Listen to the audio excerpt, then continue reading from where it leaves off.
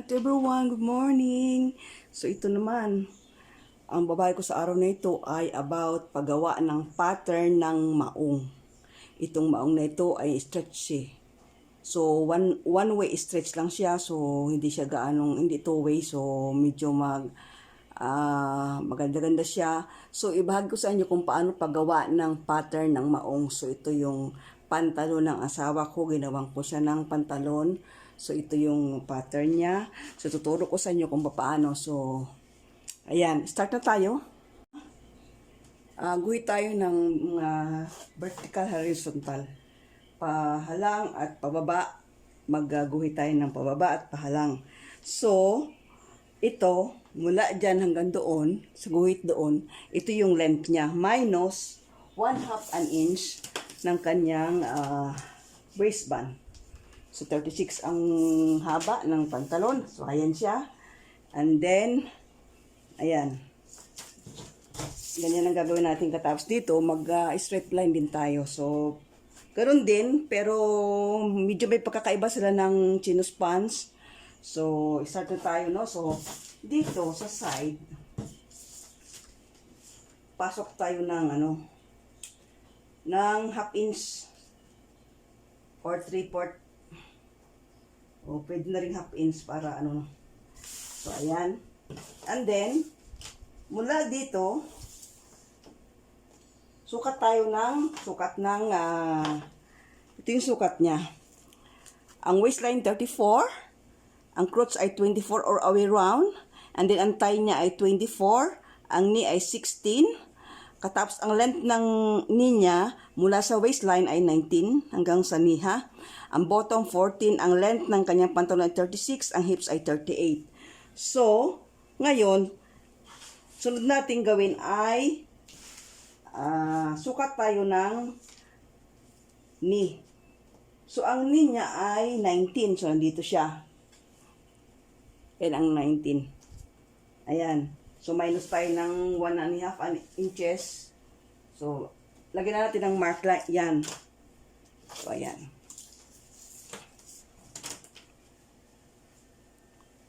Kita natin yan. Pagdugtong natin yung mark natin. So, note ha. Alisin mo yung 1.5 inches doon. I-remove mo. Katapos sukat doon ay 19. So, ayan siya. No? Ito yung knee. Knee. Yan. Yan ang knee. So, dito tayo ngayon sa waistline. Sa waistline, nag-remove tayo ng 1/2 inch. So, i-divide natin ang ating waistline ng 4. So, ang waistline niya ay 34. So, 17. So, 8.5. Yung kanyang waistline. Plus 1/2 inch. So, 9. Yan, 9. And then, mula doon, minus tayo ng 1 inch. Yan. And then, i-connect natin. I-connect natin doon. Ayan. Connect na. After nyan, kunin natin yung kanyang thigh. Ang kanyang crotch. So, ang crotch niya ay waist divided by 4. So, ang waist niya ay 34. So, 17. So, 8.5. Baba tayo ng 8.5. Ayan. 8.5. And then, dito, yan. Guhitan natin. So, ito yung ating crotch line. Yan, ang crotch line natin. And then, paano natin makuha ang crotch? Ang laki ng crotch niya. Ang gagawin natin ay yung kalahati ng thigh natin na nandito. Ang thigh niya, ang kanyang legs ay 24. So, 12. So, 12 yan. Yan. Wait natin doon, 12. Yan. Katapos, taas tayo dito ng 2 inches. Atin lang siyang lagyang marka. Yan. And then, kunin natin yung hips natin. Ang hips natin ay 38. So, 9 and a half. Yan, 9 and a half. So, nandun siya. Yan. 9 and a half. So, para makuha ang baba ng crotch, waist divided by 4. Hindi tayo maka-plus. Pag tayo gagawa ng natural na hindi maong slacks, magdadagdag tayo ng 1 inch or 1 and a half para sa crotch niya. Itong crotch ay fit lang sa kanyang crotch. So, hindi tayo magdadagdag dyan. So, para makuha natin itong crotch na yan, dito tayo magsisimula ng kuha ng sukat dito. Sa binaba natin 1 inch, dyan tayo kukuha ng sukat. Pababa ng 8 and a half. Yun ang 1/4 ng ating waistline. So, ayan. So, ngayon, kukunin natin yung legs. So, akyat tayo ng 2 inches. Kukunin natin ang hips. Ang hips niya ay 38. So, 9. So, ayan siya.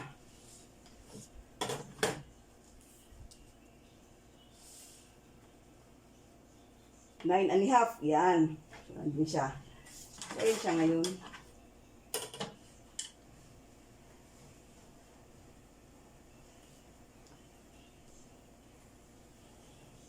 Yan.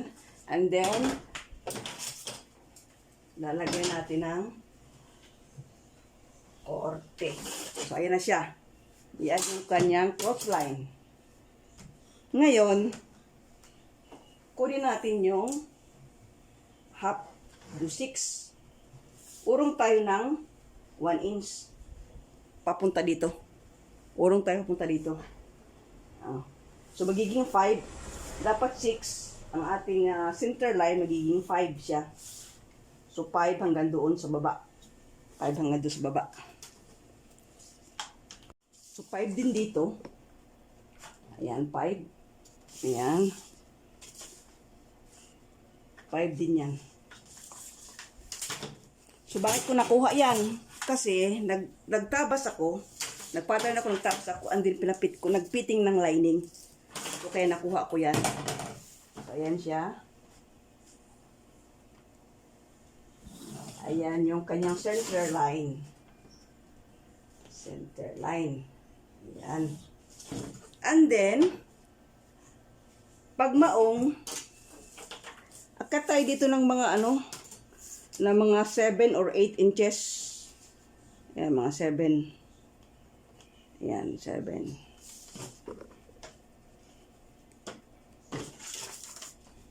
Din. Ayan. Or pwede din natin gawing hatiin din.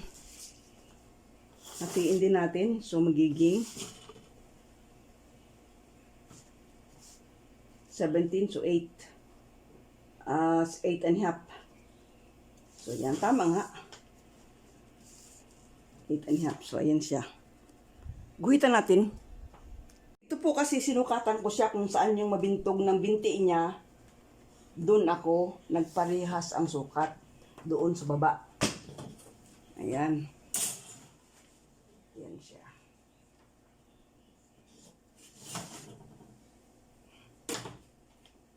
So, dito tayo sa ninya. Ang ninya ay nakalagay ito 16.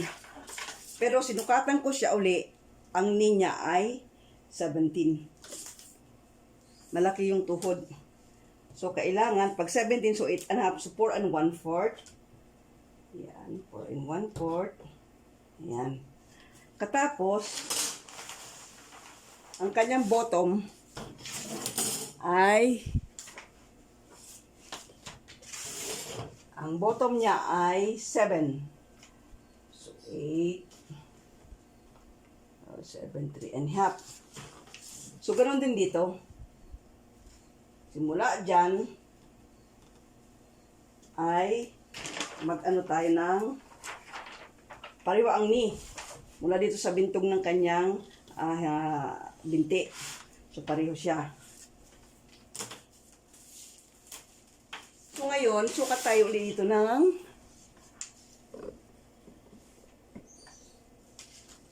7. Yan. Tapos,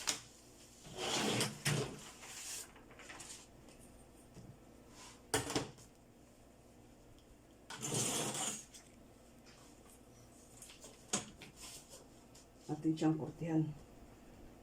Kurtihan natin. Yan. And then, pagdugtungin na natin yung mga, pakulik natin yung mga dots na yan para may forma na yung kanyang pants, no? And then, saka natin lalagay yung mamaya ang bulsa kung ilan. Ito na siyang pagkabit atin siyang markahan ito. Ayan. So, video dito, pa-shallow siya. Ayan. Tapos, kailangan maganda ang korte, no? Then dito, wala doon hanggang sa guhit. Ayan. Tapos, tuwid na ito. Para wala siyang point dyan. So, ayan siya.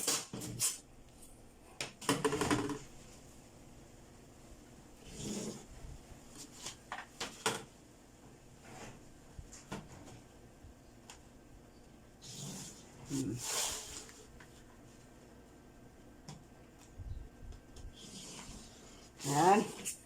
Ayan siya. Ayan na yung back. Back na. Ito na yung, ito na yung front. So, ayan siya. So, dito, sa bulsa. Sa bulsa, baba tayo ng 3 inches. Ayan, 3 inches. And then, 4 and a half. 4 and a half. And then, i-ganon na natin. Kasi kung liliatan natin ito, hindi kakasya ang kamay ng, malaki ang kamay ng lalaki sa babae. So, dito naman, ito naman, mag-aroon tayo ng 6. Yan, so, dyan na yung ating ply. So, ayan na siya. So, ito na yung kanyang front. So, punta naman tayo sa back. Ito lang back. Gupitin na natin ito. Gusto mo sabay tayo gupit, ha?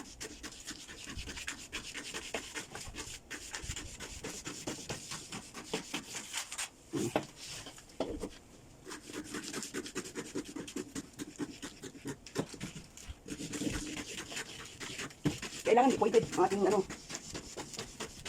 doon. Ako dito kasi nagpapalabis ako dito sa baba. So, nag-add poly ako ng 1 and a half. So, add poly tayo ng 1 and a half.